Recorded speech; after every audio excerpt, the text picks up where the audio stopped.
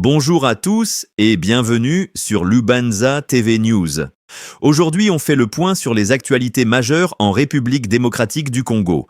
Un procès très suivi à Kinshasa, une affaire politique explosive et des nouvelles inquiétantes sur le front sécuritaire dans l'est du pays. Restez avec moi jusqu'à la fin car chaque info mérite qu'on s'y attarde. C'est parti, procès de Constant Mutamba. L'instruction continue. Ce mercredi 30 juillet 2025, le procès de l'ancien ministre de la Justice, Constant Mutamba, reprend devant la Cour de cassation à Kinshasa. Il est poursuivi pour le détournement présumé de 19 millions de dollars destinés à la construction d'une prison à Kisangani.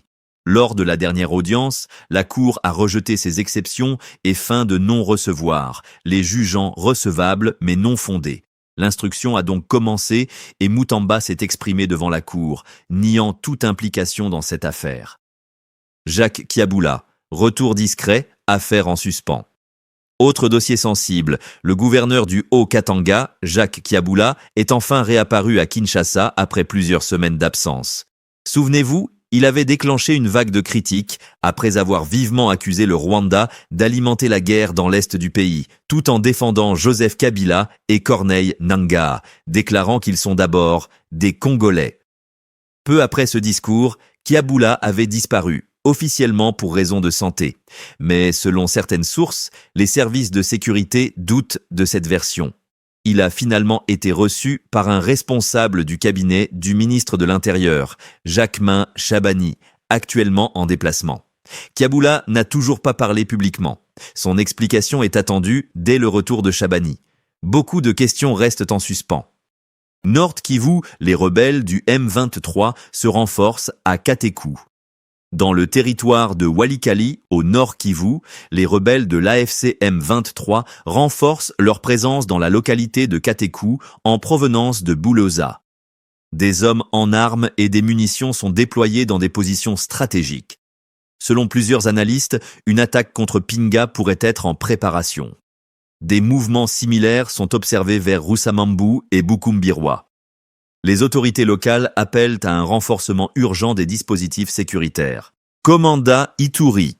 Une attaque ADF fait près de 50 morts.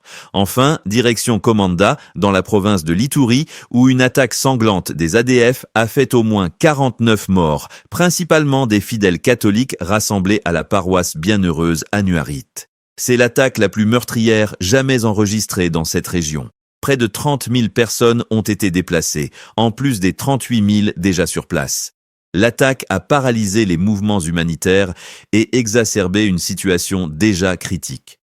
Les ADF, affiliés à l'État islamique, continuent de semer la terreur malgré les opérations conjointes menées par les armées congolaises et ougandaises depuis 4 ans. Plusieurs observateurs dénoncent l'inefficacité de ces opérations, qui auraient au contraire permis la dispersion des combattants. Conclusion. Entre procès médiatisés, tensions politiques et crise sécuritaire persistante dans l'Est, la situation en RDC reste extrêmement tendue. On suivra de très près l'évolution de ces dossiers dans les prochains jours. Si cette vidéo vous a été utile, n'oubliez pas de liker, partager et vous abonner pour ne rien rater de l'actualité en RDC et dans la région. Dites-moi en commentaire ce que vous pensez du procès de Mutamba, de la sortie controversée de Kiaboula ou encore de la situation dans l'Est. On se retrouve très vite pour une nouvelle mise à jour. Portez-vous bien et à bientôt sur la chaîne. Aïe!